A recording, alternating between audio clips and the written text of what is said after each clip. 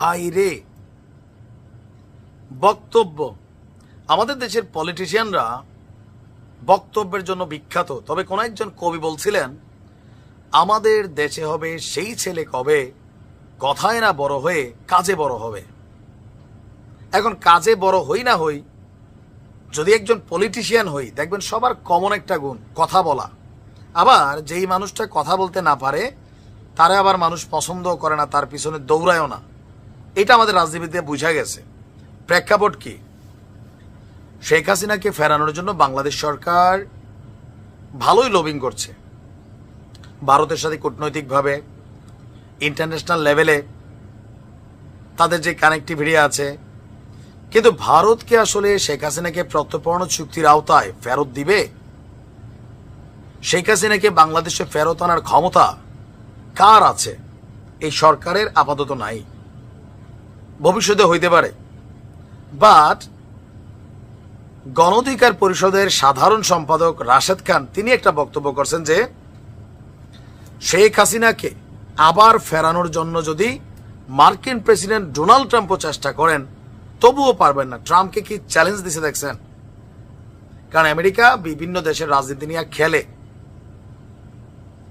যে আমেরিকার রাষ্ট্র ক্ষমতায় কারে বসাবে কারে সরাবে। আমরা দেখছি ইমরান খানটা ফালাই দিছে, শেখ হাসিনারও ফালাই দিছে, বাট আমেরিকা বলছে আমরা এগুলো করি না, কিন্তু আমরা জানি করে।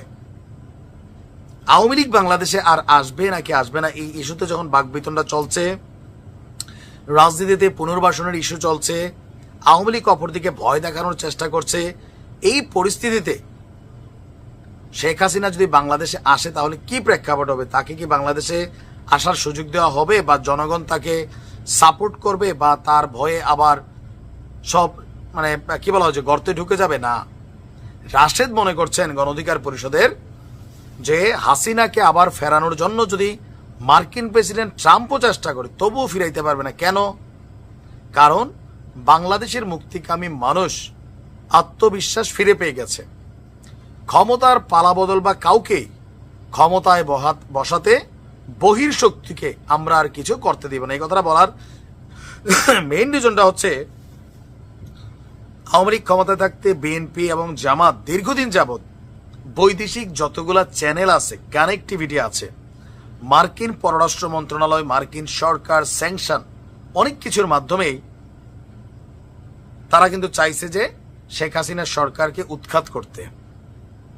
বাট কোথাও না কোথাও দিন শেষে আমেরিকা নিজেদের স্বার্থে তারা আবার শেখ হাসিনাকে মনোনয়ন দিত। ফাইন, যা করছো, নির্বাচন করছো। এখন তিনি বলছেন ট্রাম্প যদি মনে করেন হাসিনাকে ফেরাবো, নরেন্দ্র মোদী যদি সেই রকম লিঙ্ক লবিং করে থাকেন, তাও পারবে না। এখন আর বিদেশি শক্তি দিয়ে কাজ হবে না, আমরা সবাই মিলে এই দেশটাকে সাজাতে চাই। তো তার বক্তব্যের মোটা দাগে যদি তিনি যেটা বুঝাইছেন সেটা হচ্ছে যে নরেন্দ্র মোদী বাংলাদেশে আবারও হাসিনাকে ক্ষমতা আনবে।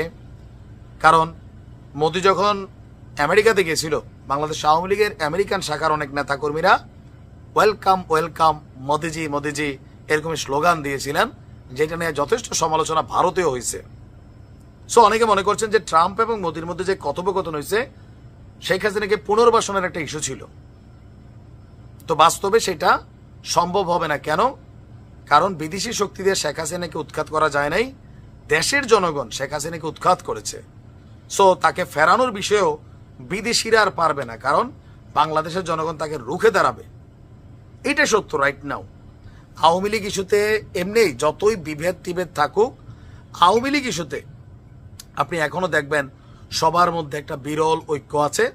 আর এই ঐক্যের জায়গাটা 5ই ফেব্রুয়ারি বলেন, বিভিন্ন প্রেক্ষাপটে বলেন, এই ঘটনাটা কিন্তু সত্য যে মোটামুটি বাংলাদেশের মানুষের মধ্যে একটা আত্মবিশ্বাস হয়ে গেছে যে আপাতত আওয়ামী লীগের রাজনীতি বন্ধ। আপনি মনে করেন ট্রাম্প পারবে?